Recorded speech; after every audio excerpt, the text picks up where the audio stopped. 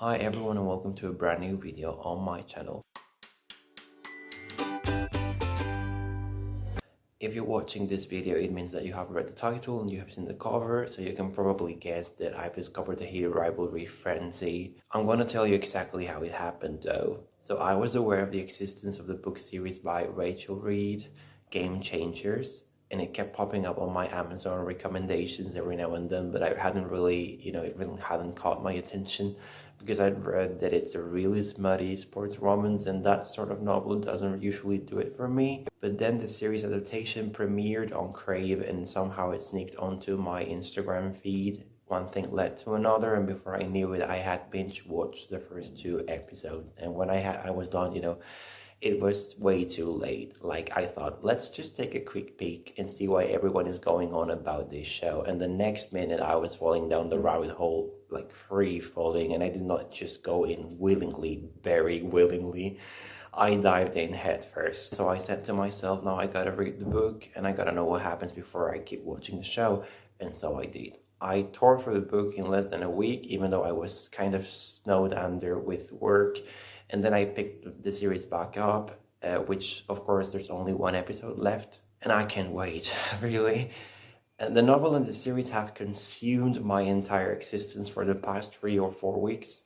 They have such a tight chokehold on me that I can't go a day without thinking about them. Yes, it's that obsessive fixation. Okay, now that I've made it abundantly clear that I love the book, let's talk about the plot. Hidden Rivalry is actually the second novel in a series focused on Achillean sports romance, ice hockey to be more precise, and each book features a different love story with at least one of the main characters being a professional ice hockey player. That's it in a nutshell, concerning the book series. I believe you can actually read more or less any of the books as if they were standalones, even though they are interconnected, and occasionally reference events or characters from the other novels in the series, so there's a chance you might run into minor spoilers, but I'm probably not the best person to warn you about that, to be honest, since I just jumped straight to book number 2, which follows Canadian Shane Hollander and Russian Ilya Rozanov. Shane and Ilya meet when they are just 17 during the rookie season and go on to become top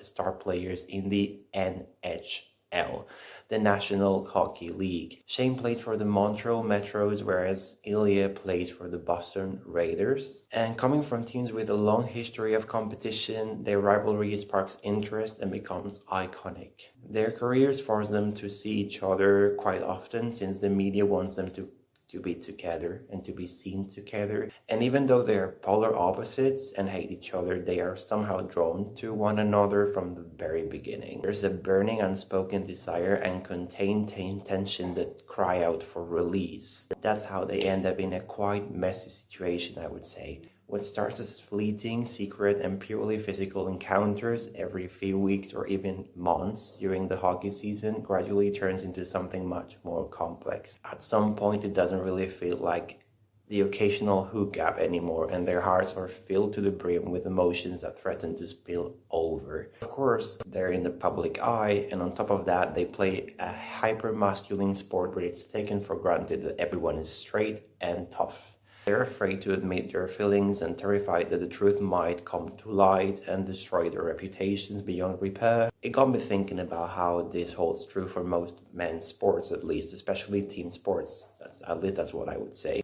Now, I'm not a hardcore sports fan, an armchair quarterback, or anything like that. I don't keep tabs on ice hockey games, that's for sure. But I do know that in football, last year's Women's Euro featured a huge number of players who were out and proud. I read somewhere that in this year's edition, about 20% of all players are openly queer, which is amazing. But now guess how many openly gay or bisexual football players there are in the men's tournament. Not a single one, if I'm not mistaken. There are only a handful in the entire world, which is really sad and unfortunately not really surprising at all, at least to me. Obviously there must be some queer male players out there, but they keep it to themselves. And Shane and Ilya are going more or less through the same situation, secretly yearning after each other but holding back.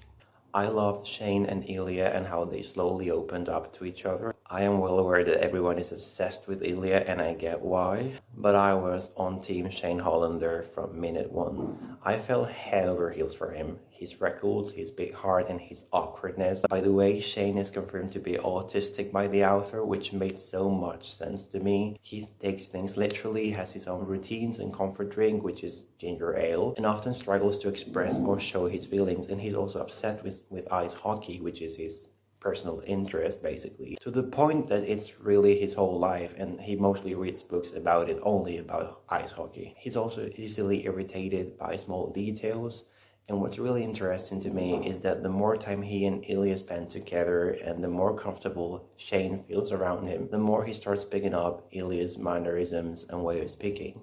And Hudson Williams, the actor playing Shane, did an excellent job portraying this side of the character. Another thing I also loved about the series is that it explores what being Asian means for Shane as an ice hockey star, a sport that's heavily white-dominated. Shane's mother was born in Canada, but her parents were Japanese, while Shane's father is white.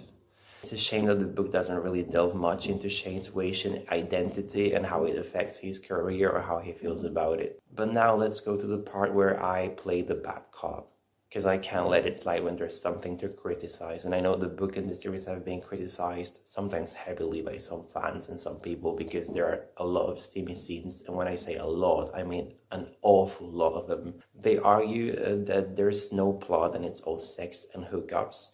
Really smutty books are usually my cup of tea, you know that already. But this book is an exception, and I think that it makes sense. Shane and Ilya have a complicated relationship and only get some stolen moments together when they are in the same city for an event, a game, and so on. And they're not really looking for a relationship, but love just happens to bloom over time as they spend more moments or time together. The only time that they really have to get to know each other is through this little twisted arrangement they have when they do the deed. And it's not often. Think about it. Yes, there's a lot of sex, but their story unfolds over 8 years. 8 bloody years of longing, hookups, bottled up emotions, denial, and fear. They were 17 when they met for the first time in the late 2000s, if I'm not mistaken, and by the end of the book they're 25, much more experienced and mature. Then again, I do agree there's a little too much sex in the book. Sometimes it felt unnecessary, so I'd say I could have done without maybe 10-20% of all those steamy scenes, especially in the second half where the story gets a bit more emotional. I think that's all I have to say about Hated Rivalry. That was quite a lot, actually, at least for now. I make no promises about the future because now I'm doomed to read the rest of the series and the sequel that centers around Shane and Ilya, The Long Game. But if you've read the books or watched the series, feel free to leave a comment below and tell me what you think about it so we can fangirl together. That's all for now. I hope you liked the video and I hope to see you all very soon.